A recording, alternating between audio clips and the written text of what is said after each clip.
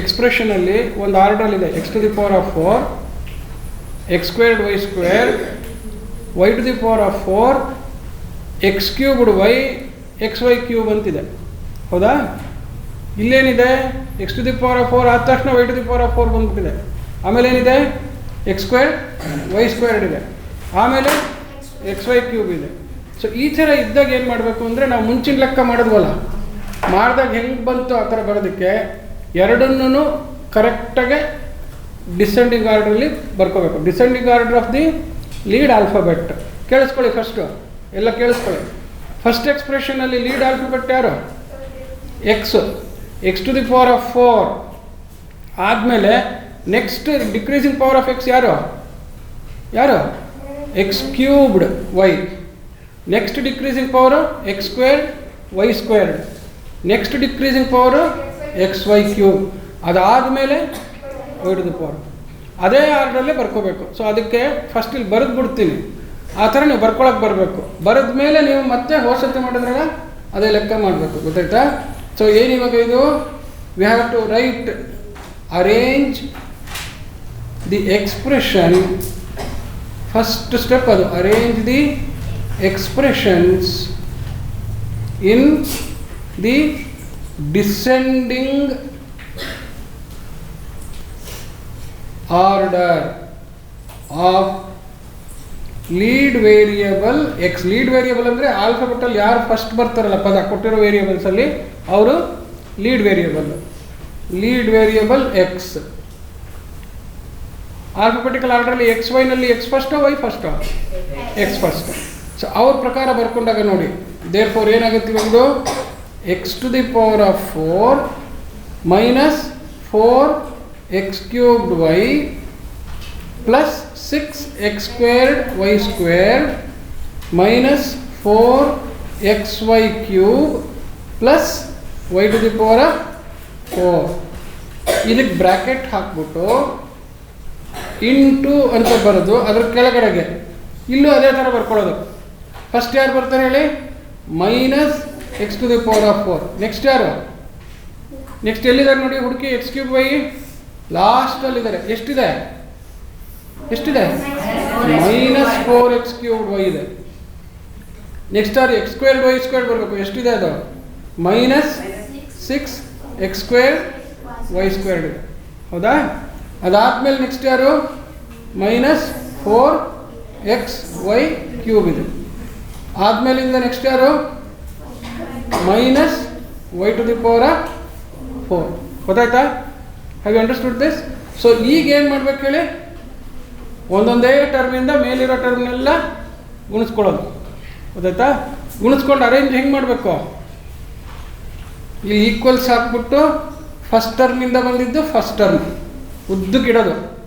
Second ಟರ್ಮಿಂದ multiply ಮಾಡಿದಾಗ like term ಹುಡುಕೊಂಡು ಅಲ್ಲಲ್ಲೇ ಬರ್ಕೋಬೇಕು. ಓಕೆ? ಇಲ್ಲಿ ನ್ಯೂಮರಿಕಲ್ ಕೋಎಫಿಷಿಯೆಂಟ್ಸ್ ಇದೆ, ಹುಷಾರಾಗಿರಿ.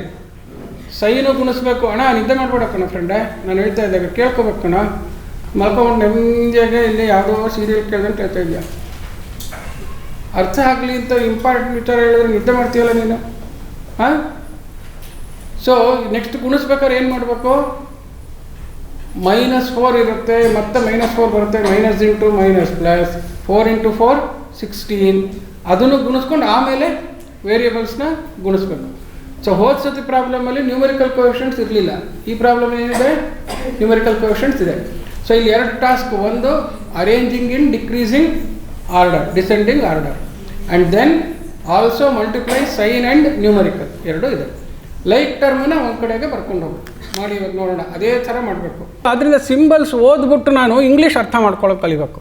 ಸಿಂಬಲ್ಸ್ ಓದ್ಬಿಟ್ಟು ಇಂಗ್ಲೀಷ್ ಅರ್ಥ ಮಾಡ್ಕೊಳ್ಳೋದು ಕಲಿಬೇಕು. ಸೊ ಇದು ಏನು ತೋರಿಸುತ್ತೆ ಅಂತಂದರೆ 48 24ನ್ನ ಕೂಡು, ಅದರಲ್ಲಿ 36 ಕಳಿ, ಆ ಬಂದಿದ್ದ ಡಿಫ್ರೆನ್ಸ್ನ 35ರಿಂದ ಗುಣಿಸು. ಇಷ್ಟೊಂದು ಇನ್ಸ್ಟ್ರಕ್ಷನ್ ಇದೆ ಅದರಲ್ಲಿ. ಗೊತ್ತಾಯ್ತಾ?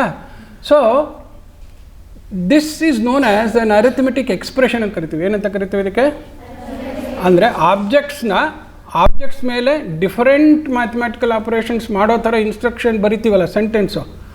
This is like a mathematics sentence.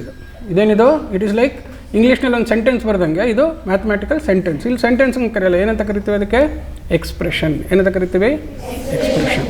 So ಈ ಎಕ್ಸ್ಪ್ರೆಷನ್ ಕೊಟ್ಟಾಗ ಇಷ್ಟೆಲ್ಲ ಪರ್ಫಾರ್ಮ್ ಮಾಡಿದರೆ ನಂಗೆ ಫೈನಲಿ ಒಂದು ಆನ್ಸರ್ ಬರುತ್ತೆ, ಹೌದಾ? ಸೊ ಫೈನಲ್ ಇಷ್ಟೆಲ್ಲ ಸರಿಯಪ್ಪ ಎಷ್ಟು ಬರುತ್ತೆ ಹೇಳು ಅಂತ ಹೇಳ್ತೀವಲ್ಲ, that is finding an answer by performing all the tasks ಅಂತೇಳಿ. ಆ ಆಲ್ ದಿ ಟಾಸ್ಕ್ಸ್ನ ಪರ್ಫಾರ್ಮ್ ಮಾಡಿದ್ರೆ ನನಗೊಂದು ಸಿಂಪಲ್ ಆನ್ಸರ್ ಬರುತ್ತೆ. ಆದ್ದರಿಂದ ಸಿಂಪಲ್ ಆನ್ಸರ್ ಕೊಡು ಅನ್ನೋದಕ್ಕೆ ನಾವು ಏನು ಉಪಯೋಗಿಸ್ತೀವಿ? ಸಿಂಪ್ಲಿಫೈ ಅಂತೀವಿ.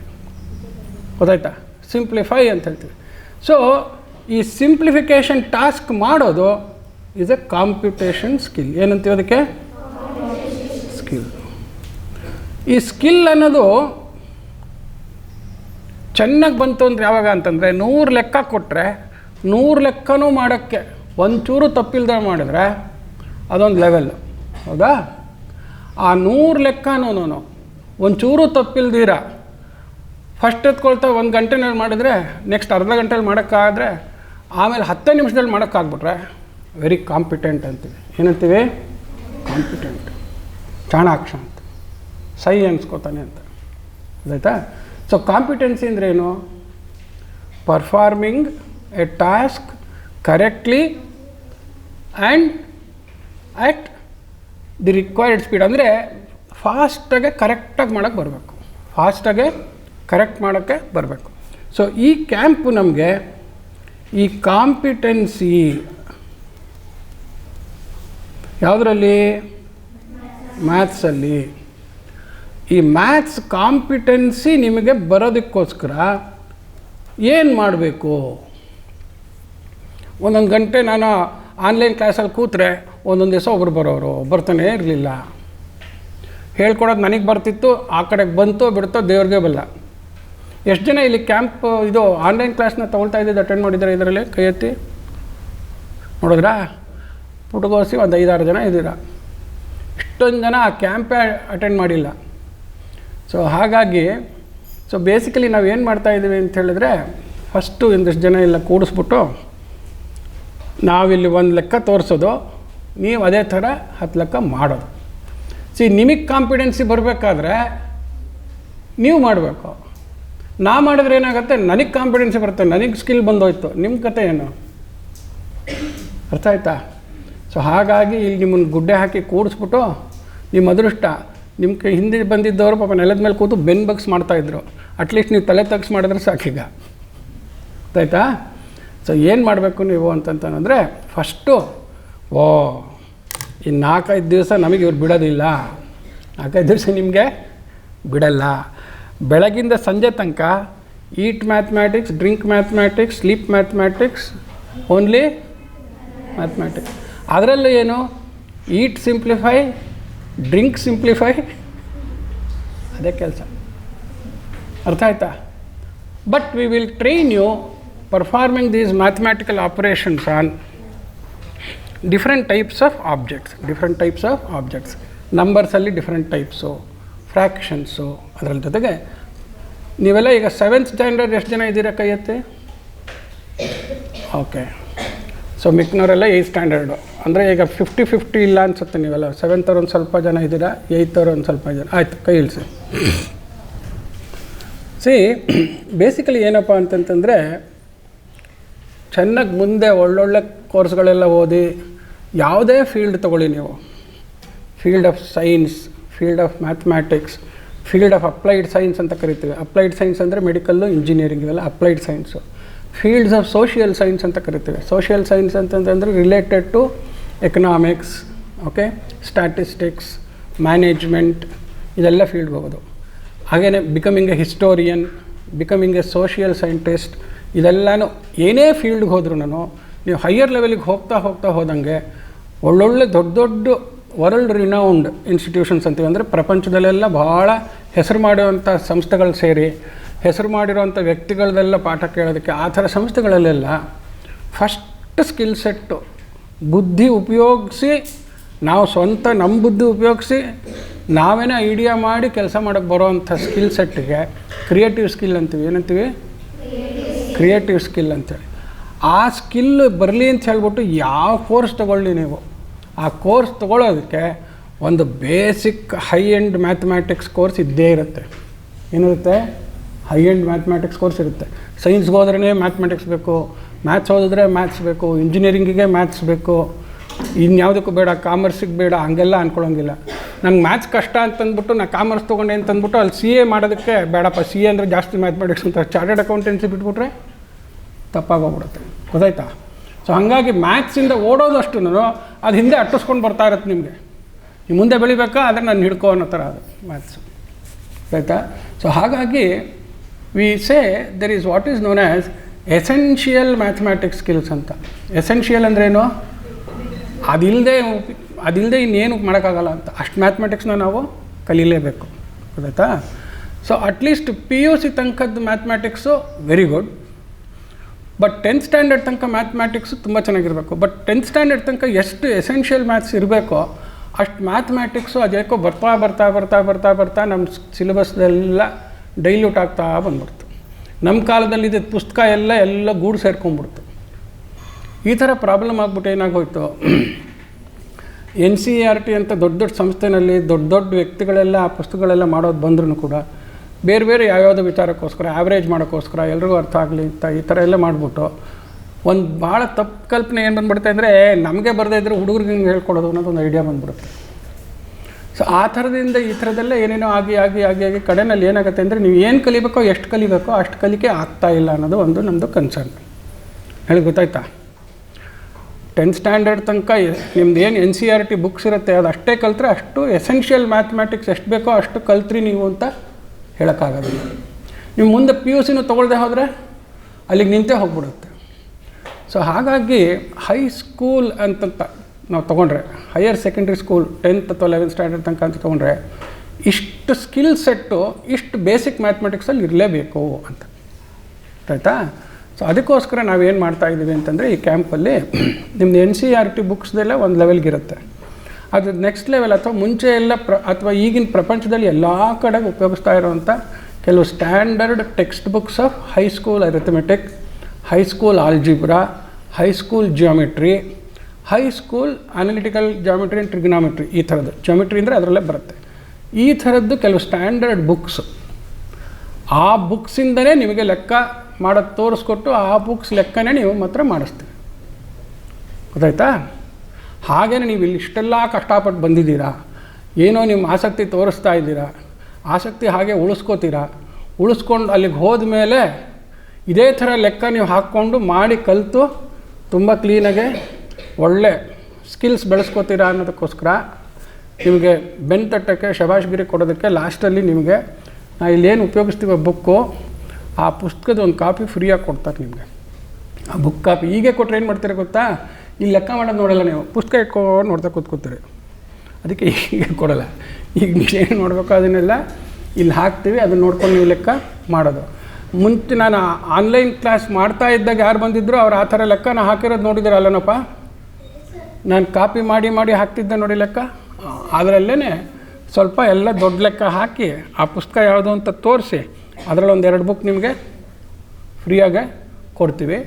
ತುಂಬ ಸಿಕ್ಕಾಪಟ್ಟೆ ಶ್ರಮ ವಹಿಸಿ ತುಂಬ ಹೇಳಿದ ಕೆಲಸ ಎಲ್ಲ ಅಚ್ಚುಕಟ್ಟ ಮಾಡಿ ಲೆಕ್ಕನೆಲ್ಲ ತಪ್ಪು ಮಾಡಿದರೆ ಈಗಲೇ ಜಾಸ್ತಿ ಸ್ಕಿಲ್ಸ್ ಎಲ್ಲ ತೋರಿಸಿದಂಥವ್ರಿಗೆ ಕೆಲವ್ರಿಗೆ ಇನ್ನೂ ಒಂದು ಪುಸ್ತಕ ಇಟ್ಕೊಳ್ಳೋ ಮರಿ ಅಂತ ಹೇಳ್ಬಿಟ್ಟು ಕೊಡ್ತೀವಿ. ಅಂದರೆ ಅವಾರ್ಡನ್ನು ಒಂದು 5-6 ಜನಕ್ಕೆ ಕೊಡೋಣ ಅಂತ ಅಂದ್ಕೊಂಡಿದ್ದೀವಿ. ಅವಾರ್ಡನ್ನ ಮನಸ್ಸಲ್ಲಿ ಇಟ್ಕೊಂಡು ಯಾರೂ ಕಲಿಯೋಕ್ಕೆ ಹೋಗಬೇಡಿ. ಗೊತ್ತಾಯ್ತಾ? ಬರೋದು ಬಿಡೋದು ಆಮೇಲೆ ಇರುತ್ತೆ. ಬಟ್ ಇವೆಲ್ಲ ಏನು ಮಾಡಬೇಕಪ್ಪ ಅಂತಂತಂದರೆ, ಈಗ ನಮ್ಮ ಫ್ರೆಂಡು ಈ ಕಡೆ ಸೆಟ್ಟರ್ ಹುಡುಗಿಗೆ ಒಬ್ಬರು ಮಾತು ಕೇಳಿಸ್ಕೊಳ್ಳೋದಕ್ಕೆ ಆಕೆಗೆ ಕಷ್ಟ. ಒಬ್ಬೊಬ್ರಿಗೆ ಒಂದೊಂದು ಥರ ಇರುತ್ತೆ. ಒಬ್ರಿಗೆ ಕೆಲಸ ಮಾಡ್ತಾಯಿದ್ರೆ ನಿದ್ದೆ ಬರೋಲ್ಲ, ಇನ್ನೊಬ್ರಿಗೆ ಒಬ್ರದ್ದು ಮಾತು ಕತೆ ಕೇಳ್ತಾ ಇದ್ದರೆ ನೆಮ್ಮದಿಯಾಗಿ ಎಷ್ಟೊತ್ತು ಬೇಕಾದ್ರೆ ಕೇಳ್ತಾರೆ. ಒಬ್ಬೊಬ್ರಿಗೆ ಒಂದೊಂದು ರೀತಿ ಕಲಿಕೆ ಪ್ರಕ್ರಿಯೆ ಇರುತ್ತೆ. ಬಟ್ ನೀವೆಲ್ಲರೂ ಒಂದು ಪರ್ಟಿಕ್ಯುಲರ್ ಪ್ರಕ್ರಿಯೆಗೆ ಇಂಟ್ರೆಸ್ಟು, ಶಕ್ತಿ, ದೈಹಿಕ ಶಕ್ತಿ, ಮಾನಸಿಕ ಶಕ್ತಿ ಅಂತ ಹೇಳ್ತೀವಿ. ಅಂದರೆ physical strength as well as mental strength. ಅದು ಬರೋದು ಯಾವಾಗ ಅಂತಂದರೆ ನಿಮ್ಮ ಉತ್ಸಾಹ ಇದ್ದರೆ ಅದು ಬರುತ್ತೆ. ಹೌದಾ? ಎಷ್ಟೇ ಸುಸ್ತಾಗಿದ್ದರೆ ಯಾರು ಸಿನಿಮಾಗೆ ಕರೆದ್ರೆ ಅಥವಾ ಯಾವುದೋ TV ಸೀರಿಯಲ್ ಅಂತಂತಂದರೆ ಕಣ್ಣಿಗೆ ನೀವು ನೀರು ಹಚ್ಕೊಂಬಿಟ್ಟು ಕೂತ್ಕೋತಿರಲ್ಲ, ಹಾಗೆ. ಗೊತ್ತಾಯ್ತಾ? ಸೊ ಈಗ ಇಲ್ಲಿ ಬಂದಿದ್ದೀರಾ, ಬಂದು ನೀವು ಬಂದಿದ್ದು ಉಪಯೋಗ ಮಾಡ್ಕೊಂಡು ಹೋಗಬೇಕು ಅಂದರೆ ನೀವು ಲೆಕ್ಕ ಮಾಡಬೇಕು. ಏನು ಮಾಡ್ಬೇಕು ಹೇಳಿ? ನೀವು ಲೆಕ್ಕ ಮಾಡಬೇಕು. ನೀವು ಲೆಕ್ಕ ಮಾಡಬೇಕು ಅಂತಂತಂದರೆ ಹಾಕಿದ್ದು ನಾನು ಏನು ಹೇಳ್ಕೊಡ್ತೀನಿ ಅದನ್ನು ಮನಸ್ಸಿಟ್ಟು ಕ್ಲೀನಾಗೆ ಡಿಸ್ಟರ್ಬೆನ್ಸು ಡಿಸ್ಟ್ರಾಕ್ಷನ್ ಇಲ್ದಿರ ಕೇಳಿಸ್ಕೋಬೇಕು. ಆ ಕೇಳಿಸ್ಕೊಂಡಿದ್ದ ಥರಕ್ಕೆ ಅದೇ ಥರ ಇನ್ನೊಂದು ಲೆಕ್ಕ ಹಾಕಿದ್ದನ್ನು ಇನ್ನೊಂದು ಲೆಕ್ಕ ಕೊಟ್ಟಿದ್ದನ್ನು ನೀವು ಮಾಡೋಕ್ಕೆ ಶುರು ಮಾಡಬೇಕು. ಕೂತ್ಕೊಂಡು ಉತ್ಸಾಹದಲ್ಲಿ ಅಂದರೆ ಅಯ್ಯೋ ಕೊಟ್ರಲ್ಲ ಅಂತ ಹಿಂಗೆ ಕೂತ್ರೆ ಹೋಯ್ತು. ಕೊಟ್ಟರಂತ ಎದ್ದಿಂಗೆ ಜೋರಾಗಿ ಕೂತ್ಕೊಂಡು ಕೆಲಸ ಶುರು ಮಾಡಿದ್ರೆ ಆವಾಗ ನಿಮ್ಗಳಿಗೆ ಕಲಿಯೋ ಉತ್ಸಾಹ ಅಂತ. ನಿಮಗೆ ಉತ್ಸಾಹ ಹೊಟ್ಟೋದ್ರೆ ನನಗೂ ಉತ್ಸಾಹ ಹೊಟ್ಟೋಗುತ್ತೆ. ಅರ್ಥ ಆಯ್ತಾ? So this is what we call mutual transfer of energy ಅಂತೀವಿ. ಏನಂತೀವಿ ಇದಕ್ಕೆ? Transfer of energy. ನನ್ನ ಎನರ್ಜಿಯಿಂದ ನಿಮಗೆ, ನಿಮ್ಮ ಎನರ್ಜಿಯಿಂದ ನನಗೆ. ಅದು ಬಂದರೆ ನಾನಿಲ್ಲಿ ಟೈಮ್ ಸ್ಪೆಂಡ್ ಮಾಡಿದ್ದು ಸಾರ್ಥಕ, ನೀವಿಲ್ಲಿ ಟೈಮ್ ಮಾಡಿದ್ದು ಸಾರ್ಥಕ.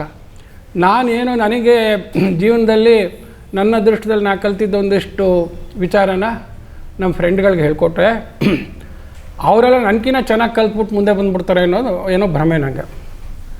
ಹಾಗೇನು ಇಷ್ಟೆಲ್ಲ ಕಲ್ತ್ಬಿಟ್ಟಿದ್ದು ನಾವೇನೋ ವೃದ್ಧಾಗ್ತೀವಿ ಅಂತ ನಿಮಗೆ ಉತ್ಸಾಹ ಬಂದರೆ ಬೇಸಿಕಲಿ ನಿಮ್ಮಿಂದ ನನಗೆ, ನನ್ನಿಂದ ನಿಮಗೆ ಒಬ್ರಿಗೊಬ್ರಿಗೆ ಎನರ್ಜಿ ಟ್ರಾನ್ಸ್ಫರ್ ಆಗಬೇಕು. ಆಯಿತಾ? ಕೂತು ಸೀರಿಯಸ್ಸಾಗೆ ಲೆಕ್ಕ ಮಾಡಬೇಕು. ಇಲ್ಲಿ ಎಷ್ಟು ಅಂತ ಹೇಳ್ಕೊಡೋಕ್ಕಾಗತ್ತೆ? ನಾವು ಒಂದು ಲೆಕ್ಕ ಹೇಳ್ಕೊಡೋದು ಒಂದು ಸೆಷನಲ್ಲಿ ಒಂದು 3 ಲೆಕ್ಕ 4 ಲೆಕ್ಕ ಆಗುತ್ತೆ. ನಾವು ಕೂತು ಇನ್ನೂ ಹೊಸದೇ ಲೆಕ್ಕ ದೊಡ್ಡ ಲೆಕ್ಕ ಕೊಟ್ಬಿಟ್ರೆ 7 ಅಂಕಿ ಇಂಟು 8 ಅಂಕಿ ಗುಣಿಸೋಕೆ ಕೊಟ್ಬಿಟ್ರೆ ಇವತ್ತೆಲ್ಲ ಮಾಡ್ತಿರ್ತೀರ, ಹೌದಾ? ಸೊ ಅದೇ ಡೆಸಿಮಲ್ಸ್ದು 7 ಅಂಕಿ 8 ಅಂಕಿ ಗುಣಿಸೋದು ಕೊಟ್ಬಿಟ್ರೆ ಅಷ್ಟು ದೊಡ್ಡ ಲೆಕ್ಕ ನೋಡೇ ಇಲ್ಲ ಅಂತ ಕೈ ಬಿದ್ದೇ ಹೊಡುತ್ತೆ. ಬಿದ್ದೋಗಿರೋ ಕೈ ಎತ್ತಿಡ್ಕೊಂಡು ಮಾಡಬೇಕಲ್ಲ ಲೆಕ್ಕ, ಆಯಿತಾ? ಸೊ ಹಾಗಾಗಿ ನೀವು ಕಷ್ಟಪಟ್ಟಿರೋ ಅನ್ನೋದಕ್ಕಿಂತ ಹೆಚ್ಚಾಗಿ ಉತ್ಸಾಹ ಇತ್ತು ಅಂತಂದರೆ ಕೆಲಸ ಕಷ್ಟ ಅನಿಸಲ್ಲ. ಆ್ಯಂಡ್ ಒಂದು ಏನೋ ಇಷ್ಟು ದೊಡ್ಡ ಲೆಕ್ಕ ಹೆಂಗಪ್ಪ ಮಾಡೋದು ಅಂತ ಅನಿಸಿದ್ರೆ ಅದಕ್ಕೆ ಸಣ್ಣ ಪೋರ್ಷನ್ ಇದೆ. ಇದರಲ್ಲಿ ಎಲ್ಲ ನಾವು ಏನು ಸಣ್ಣಗೆ 1 ಅಂಕಿ ಗುಣಿಸಿದ್ರೆ ಹೆಂಗೆ ಪ್ರೊಸೀಜರು, 2 ಅಂಕಿ ಗುಣಿಸಿದಾಗ ಅದೇ ಪ್ರೊಸೀಜರು ಅಂತ ಮೈಂಡಿಗೆ ಬಂದ ತಕ್ಷಣ ಗಮನ ಇಟ್ಕೊಂಡು ಪೇಷನ್ಸ್ ಇಟ್ಕೊಂಡು 2 ಅಂಕಿನೂ ಹಂಗೆ, 3 ಅಂಕಿನೂ ಹಾಗೆ, 4 ಅಂಕಿ ಕೊಟ್ಟರು ಅಷ್ಟೇ, 1ರಲ್ಲೇ 4 ಲೆಕ್ಕ ಅಂತ. 2 ಅಂಕಿ ಕೊಟ್ಟರೆ 2 ಸತಿ ಗುಣಿಸ್ಬೇಕು, 3 ಅಂಕಿ ಕೊಟ್ಟರೆ 3 ಸತಿ ಗುಣಿಸ್ಬೇಕು ಕೂಡಬೇಕು, 4 ಅಂಕಿ ಕೊಟ್ಟರೆ 4 ಸತಿ ಗುಣಿಸ್ಬೇಕು, 4 ಲೈನ್ ಕೂಡಬೇಕು, ಈ ಥರ. ಬಟ್ ಕೆಲಸ ಒಂದೇ ಅನ್ನೋದು ಗೊತ್ತಾಗ್ತಾ ಬರುತ್ತೆ.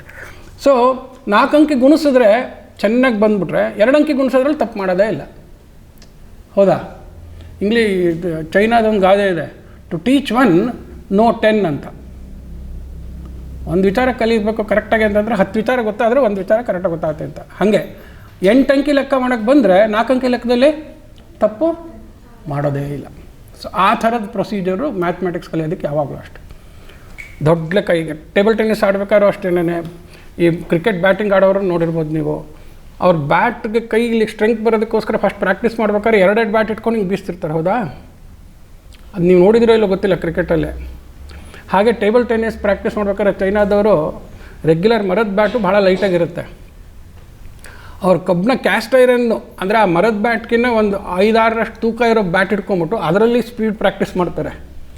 ಅದರಲ್ಲಿ ಸ್ಪೀಡ್ ಪ್ರಾಕ್ಟೀಸ್ ಮಾಡಿದ್ರೆ ಏನಾಗುತ್ತೆ ಹೇಳಿ, ಮರದ ಬ್ಯಾಟು ಕೈಯಲ್ಲಿ ಹಿಡ್ಕೊಂಡಿದ್ದೇ ಗೊತ್ತಾಗಲ್ಲ, ಇನ್ನೂ ಸಿಕ್ಕಾಬಿಟ್ಟೆ ಸ್ಪೀಡ್ ಬಂದುಬಿಡುತ್ತೆ. ಸೊ ಹಾಗೇನೆ ಲೆಕ್ಕದಲ್ಲಿ ಯಾವಾಗಲೂ ಅಷ್ಟೇ, ದೊಡ್ಡ ಲೆಕ್ಕ ಮಾಡ್ತಾಯಿದ್ರೆ ಸಣ್ಣ ಲೆಕ್ಕ ರೆಗ್ಯುಲರ್ ಲೆಕ್ಕ ತಪ್ಪಾಗೋದಿಲ್ಲ. ಸೊ ಮ್ಯಾಥಮ್ಯಾಟಿಕ್ಸ್ ಪ್ರಾಕ್ಟೀಸೇ ಅದು. ಅದಕ್ಕೆ ಅದನ್ನೊಂಥರ ಜಿಮ್ ಥರ ಹೇಳ್ತೀವಿ. ಜಿಮ್ ಅಂದರೆ ಏನು ಹೇಳಿ ಗೊತ್ತಲ್ವ ಎಲ್ರಿಗೂ? ಜಿಮ್ಮು ಹಳ್ಳಿನಲ್ಲಿ ಗರಡಿ ಮನೆ ಇರುತ್ತೆ, ಅದನ್ನೇ ಒಂದು ಸ್ವಲ್ಪ ದೊಡ್ಡನಾಗೆ ಗಿಮ್ಮು ಅಂತ ಕರೀತಾರೆ ಈ ಕಡೆ. ಅಲ್ಲೆಲ್ಲ ಕ್ಲೀನಾಗಿ ಮುಂಚಿನ ಕಾಲದಲ್ಲಿ ಕಲ್ಗುಂಡು ಅದು ಇದು ಎಲ್ಲ ಬೇಕಾದಷ್ಟು ಇರೋದು. ಅದನ್ನೇ ಇನ್ನೂ ಸ್ವಲ್ಪ ಕ್ಲೀನಾಗಿ ಹಿಡ್ಕೊಳಕ್ಕಾಗೋ ಹಂಗೆ ಎಲ್ಲ ಹ್ಯಾಂಡ್ಲು ಆ ಕಡೆ ಈ ಕಡೆ ವೆಯ್ಟ್ ಹಾಕು, ಎಲ್ಲ ಕಡೆಗೂ ವೆಯ್ಟ್ ಡಿಸ್ಟ್ರಿಬ್ಯೂಟ್ ಆಗಲಿ ಅಂತ ಹೇಳ್ಬಿಟ್ಟು, ಆ ಕಡೆ ಈ ಕಡೆ ಉಳ್ಕೋದು ಕಮ್ಮಿ ಆಗಲಿ ಅಂತೆಲ್ಲ ಹೇಳ್ಬಿಟ್ಟು ಇದು ಮಾಡಿರ್ತಾರೆ. ಅಲ್ಲೋಗಿ ಏನು ಮಾಡ್ತಾರೆ ಬೇಸಿಕಲಿ ಜಿಮ್ ಯಾತಕ್ಕೆ ಮಾಡ್ತಾರೆ ಹೇಳಿ? ಅದು ಮಾಡ್ಕೊಂಡು ಬಂದರೆ ದೇಹ ಶಕ್ತಿ ಹೆಂಗಿರುತ್ತೆ ಅಂತಂತಂದರೆ 1 ಕಿಲೋಮೀಟ್ರ್ ನಡೆದ್ರೆ ಸುಸ್ತಾಗ್ತಾ ಇದ್ದಿದ್ದು ಅವೆಲ್ಲ ಮಾಡ್ಕೊಂಡು ಬಂದರೆ ಒಂದು 10 ಕಿಲೋಮೀಟ್ರ್ ನಡೆದ್ರೂ ಸುಸ್ತಾಗೋದಿಲ್ಲ. ಹಾಗೇನೇ ಮ್ಯಾಥಮ್ಯಾಟಿಕ್ಸ್ ಅನ್ನೋ ಸಬ್ಜೆಕ್ಟು ಏನನ್ನೇ ಕಲ್ತ್ಕೊಳ್ಳೋದಕ್ಕೂ ನಾನು ಜಿಮ್ ಇದ್ದಂಗೆ. ಏನಿದ್ದಂಗೆ ಅದು? ಯಾಕೆ ಅಂದರೆ ಇಲ್ಲಿ ಫಸ್ಟ್ ಆಫ್ ಆಲ್ ಸಿಕ್ಕಾಪಟ್ಟೆ ಇಂಗ್ಲೀಷ್ ಸೆಂಟೆನ್ಸ್ ಬರೆಯಲ್ಲ. ಇಂಗ್ಲೀಷ್ ಸೆಂಟೆನ್ಸ್ ಬರೀ ಸಿಂಬಲ್ ನೋಡ್ಕೊಂಬಿಟ್ಟೆ ಮೈಂಡಿಗೆ, ಅಂದರೆ ಮೈಂಡನ್ನು ನೀವು ಅಪ್ಲೈ ಮಾಡೋಕ್ಕೆ ಅಲ್ಲಿಂದನೇ ಶುರು ಆಗುತ್ತಲ್ವ. ಪ್ಲಸ್ ಅಂತ ಹಾಕಿದ್ರೆ ಕೂಡು ಅಂತ ಒಂದು ಐಡಿಯಾ ಹೋಗಿ ಬರಬೇಕಲ್ಲ. ಸೊ ಅಂದರೆ ಏನೋ ಕಂಡುಬಿಟ್ಕೊಂಡು ನೋಡಬೇಕು, ತಲೆ ಉಪಯೋಗಿಸ್ಬೇಕು. You have to put an effort to perform mathematical tasks. And also ಆ ಟಾಸ್ಕ್ನ ಸರಿಯಾಗಿ ಮಾಡ್ತಾಯಿದ್ದೀನಿ ಅಂತ ಅಂದ್ಕೊಳ್ಳೋದಕ್ಕೋಸ್ಕರ ಕರೆಕ್ಟಾಗಿ ರೀಸನ್ ಎಲ್ಲ ಬೆಳಿಬೇಕು ಮೈಂಡಲ್ಲಿ. ಸೊ ಅಪ್ಲಿಕೇಶನ್ ಆಫ್ ಮೈಂಡ್ ಅನ್ನೋದು ಕಲ್ತ್ಕೊಳ್ಳೋದಕ್ಕೆ ಭಾಳ ಇಂಪಾರ್ಟೆಂಟ್ ಸ್ಟ್ರೆಂಗ್ತು. ಹೇಗೆ ನಾವು ದೇಹಶಕ್ತಿ ಬಂದರೆ ಜಾಸ್ತಿ ಕೆಲಸ ಮಾಡ್ಬೋದು, ಹಾಗೆ ಮನಸ್ಸಿಗೆ ಎಕ್ಸ್ಟ್ರಾ ಯೋಚನಾ ಶಕ್ತಿ ಬಂದರೆ ಜಾಸ್ತಿ ವಿಚಾರ ತಿಳ್ಕೊಂಡು ಜಾಸ್ತಿ ಸ್ಕಿಲ್ ಸೆಟ್ ಬೆಳೆಸ್ಕೋಬೋದು. ದೇಹ ಶಕ್ತಿ ಇದ್ದಂಗೆ ನಮಗೆ ಮನಸ್ಸಿನ ಶಕ್ತಿನೂ ಬರಬೇಕು. ಮನಸ್ಸಿನ ಶಕ್ತಿ ಬೆಳೆಸ್ಕೊಳ್ಳೋದಕ್ಕೆ ಬೇರೆ ಎಲ್ಲ ಸಬ್ಜೆಕ್ಟ್ಗಿನ್ನ mathematics is the most critical, most important subject. So ಬುದ್ಧಿ ಉಪಯೋಗಿಸೋದನ್ನು ಹೇಳ್ಕೊಡುತ್ತೆ. ಆ ಬುದ್ಧಿ ಉಪಯೋಗಿಸೋದ್ರಿಂದ ಬೇರೆ ಸಬ್ಜೆಕ್ಟು ಚೆನ್ನಾಗಿ ಕಲಿಬೋದು. ಅದ್ರ ಜೊತೆಗೆ ನೀವೇನು ಕಲಿತಿರೋ ಮ್ಯಾಥಮ್ಯಾಟಿಕ್ಸು ಬೇರೆ ಸಬ್ಜೆಕ್ಟಿನ ಅಲ್ಲಿ ಅಪ್ಲೈಯೂ ಆಗುತ್ತೆ. ನೀವು ಎಕನಾಮಿಕ್ಸ್ ತೊಗೊಳ್ಳಿ, ಮ್ಯಾಥಮೆಟಿಕ್ಸ್ ಅಪ್ಲೈ ಆಗುತ್ತೆ. ಹಿಸ್ಟ್ರಿದು ಡಾಕ್ಯುಮೆಂಟೇಷನ್ ಮಾಡೋದಕ್ಕೆ ಮ್ಯಾಥಮೆಟಿಕ್ಸ್ ಹೆಲ್ಪ್ ಆಗುತ್ತೆ. ನೀವು ಆರ್ಕಿಯಾಲಜಿಕಲ್ ಡಿಪಾರ್ಟ್ಮೆಂಟಲ್ಲಿ ಹೋಗಿ ಯಾವ ಕಾರ್ಬನ್ ಡೇಟಿಂಗು ಇದನ್ನೆಲ್ಲ ಮಾಡ್ತಾರಲ್ಲ, ಅದಕ್ಕೆ ಮ್ಯಾಥಮೆಟಿಕ್ಸ್ ಸಿಕ್ಕಾಪಟ್ಟೆ ಹೈ ಎಂಡ್ ಮ್ಯಾಥಮೆಟಿಕ್ಸ್ ಬೇಕಾಗುತ್ತೆ. ನೀವು ಗೂಗಲಲ್ಲೆಲ್ಲ ಸರ್ಚ್ ಮಾಡ್ತೀರಲ್ಲ, ಆ ಗೂಗಲಲ್ಲಿ ಸರ್ಚ್ ಮಾಡೋ ಮ್ಯಾಥಮೆಟಿಕ್ಸ್ ಕಲಿಯೋಕ್ಕೆ ನೀವು ಇನ್ನೂ ಒಂದು 15 ವರ್ಷ ಮ್ಯಾಥಮೆಟಿಕ್ಸ್ ಓದಬೇಕು. ಸರ್ಚ್ ಮಾಡಿ ನಿಮಗೆ ಬಂದುಬಿಡುತ್ತೆ ಆ ಮ್ಯಾಥಮೆಟಿಕ್ಸ್, ಲೀನಿಯರ್ ಆಲ್ಜಿಬ್ರಾ ಅಂತ. ಅದು ಕಲಿಯೋಕ್ಕೆ ನೀವು ಇನ್ನೊಂದು 10-15 ವರ್ಷ ಮ್ಯಾಥಮೆಟಿಕ್ಸ್ ಕಲಿಬೇಕು. ಸಿಮಿಲರ್ಲಿ ಸೈನ್ಸು, ಇಂಜಿನಿಯರಿಂಗಲ್ಲಂತೂ ಎಲ್ಲ ಅದೇನೇ. ಯಾಕೆಂತಂದರೆ ಡಿಸೈನ್ ಮಾಡಬೇಕು, ಈ ಬೀಮ್ ಎಷ್ಟು ಉದ್ದ ಹಾಕಲಿ, ಈ ಬೀಮ್ ಎಷ್ಟು ಡೆಪ್ತ್ ಇರಲಿ, ಏನು ಮೆಟೀರಿಯಲ್ ಉಪಯೋಗಿಸಲಿ, ಕಬ್ಬಣ ಎಷ್ಟು ಹಾಕಲಿ, ಇವೆಲ್ಲ ಕ್ಯಾಲ್ಕುಲೇಟ್ ಮಾಡಬೇಕು, ಕ್ವಾಂಟಿಫೈ ಮಾಡಬೇಕು. ಸೊ ಹಾಗಾಗಿ ನೀವು ಏನೇ ಫೀಲ್ಡಿಗೆ ಹೋದ್ರೂ ಕ್ವಾಂಟಿಫಿಕೇಷನ್ ಅನ್ನೋದೊಂದು ಪ್ರಕ್ರಿಯೆ ಇಲ್ದಿರ ಇರೋ ಫೀಲ್ಡೇ ಇಲ್ಲ. ಕ್ವಾಂಟಿಫಿಕೇಷನ್ ಅಂದ್ರೇನು? See, when you communicate something, there are 2 aspects of communication ಅಂತ ಹೇಳಿದ್ರೆ, ಒಬ್ರಿಗೆ ಒಂದು ವಿಷಯ ತಿಳಿಸ್ಬೇಕಾದ್ರೆ 2 ಪ್ರಮುಖವಾದಿರುತ್ತೆ. ಒಂದು ಕ್ವಾಲಿಟಿ, ಇನ್ನೊಂದು ಕ್ವಾಂಟಿಟಿ ಅಂತೇಳಿ.